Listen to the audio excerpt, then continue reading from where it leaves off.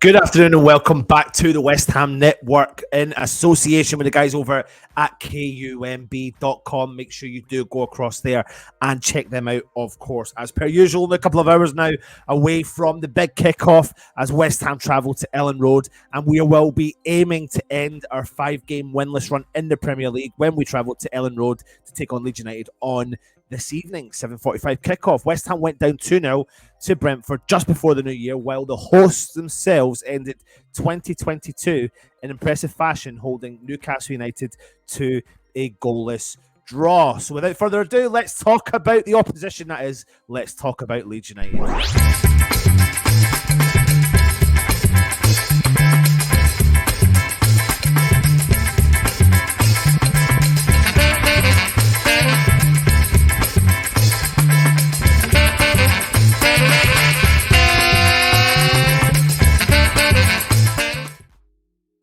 So coming away from St James's Park with a point in 2022 is nothing to be sniffed at, and Leeds took pride in halting Newcastle's charge for a Champions League place in a 0-0 stalemate on New Year's Eve. Well, Newcastle produced some wasteful finishing on the day. The efforts from Meslier, the keeper, and Liam Cooper, the defender, in particular, kept Newcastle at bay, and opening 2023 in front of the Ellen Road faithful is just what the doctor ordered for Jesse Marsh's men. At 14th place standing in the table is far from secure, but Leeds have a game in hand on nearly all of the teams around them, including 17th placed, our beloved West Ham, and 18th placed Nottingham Forest, who are just 2 points adrift of their Yorkshire counterparts.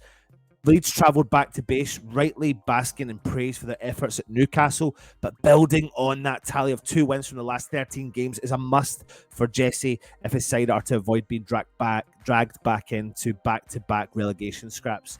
11 of Leeds' 16 points in the top flight this season have come on their own patch, but all 5 of the most recent meetings with London clubs have ended in defeat, and their up-and-coming visitors, West Ham, coincidentally have our own 5-game losing streak to snap here also. Now, when it comes to team news for Leeds, they welcome back Tyler Adams back to the midfield with open arms against Newcastle, but his partner Adam Forshaw only lasted until halftime before being taken off by Marsh, carefully managing his fitness.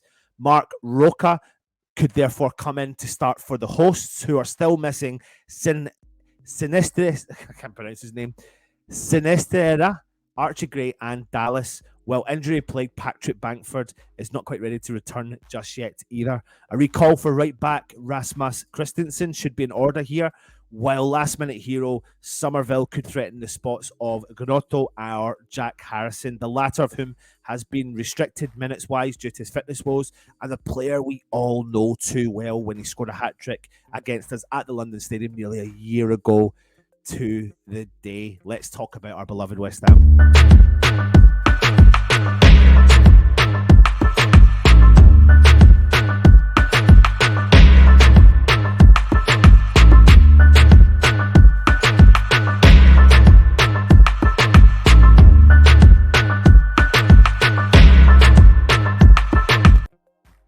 Some say we had a period of overachievement, and that overachievement period could be coming to an end. And some may already have placed many bets on David Moyes to be Premier League's next managerial casualty in the wake of a 5th successive top-flight defeat at home to Brentford.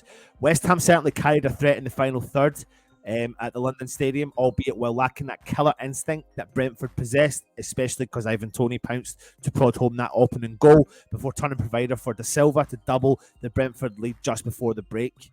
And we are still in contention for the Europa League Conference, but we could be classified now officially in a relegation dogfight as we are approaching the second half of the season, languishing in 17th place, and only goal difference is preventing West Ham and David Moyes' side from dropping below Nottingham Forest into the bottom 3 at the minute. And West Ham's miserable quintet of defeats has been seen. David Moyes' men concede 10 goals while finding the back of the net just twice ourselves, an issue we need to resolve sooner rather than later.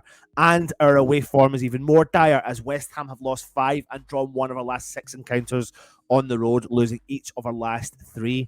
So throughout the whole of 2022, West Ham won a total of just 3 Premier League away games, but our most recent trip to Ellen Road in September of 2021 ended in a 2-1 success before we fell to them 3-2, as we know from a Jack Harrison hat-trick last January at home. Let's get into some team news for West Ham. As for us, Gianluca Scamacca recovered from the ankle knock to play the full 90 minutes against Brentford, and that left really only Kurt Zouma, knee and virus, and Max Cornet, who we have no idea what's going on with. Hopefully we'll see him sooner rather than later, but it's not looking likely that we will, as the only injury concerns on the moment in time.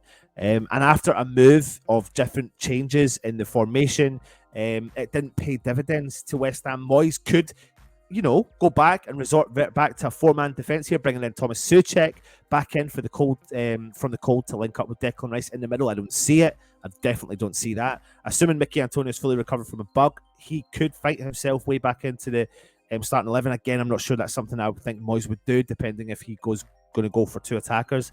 I think a player that could find them way back in is Ben Johnson or even Tilo Kehrer, who are both ready to sit there in the wings to displace Vladimir Coufal on the right flank. But the big key thing here is going to be potentially the inclusion for the full starting debut of Morocco international centre-back Naif Aguerd, who was an unused substitute last time out, but has regained full match fitness after his World Cup injury, and fingers crossed he's going to make all the difference, because my word, we know we need him to make all the difference in that back line. We lack that pace, and he brings it with an abundance, so fingers crossed he can do it. Right, it's only a short and sweet preview for you today.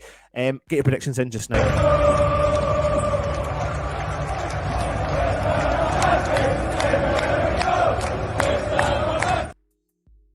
Listen, we need this. We need this. Leeds need it as well. But as a West Ham fan, you want to hope that we can start off 2023 like a bang, and hopefully this can continue our newfound way moving forward. I'm going to be a positive West Ham fan again, and I'm going to go for a 2-1 victory. It's not going to be easy. It's going to be tough, but we're going to see a couple of good goals from Scamacca, a brace from Scamacca. That'll do the job. Get him off the mark again for the season. Put your comments in. Let us know your honest predictions. Let us know your feedback on the channel. Hit the thumbs up if you're interested in becoming a channel member. Hit the membership option. If you are new around here, hit the subscribe button as well. As you can see there is a bell notification. If you hit that bell notification over there, that will then notify you when our shows do go live as well. And then that's it. So enjoy the game. We'll see you for the match day live in a few hours. Take it easy, and of course, come on you Irons.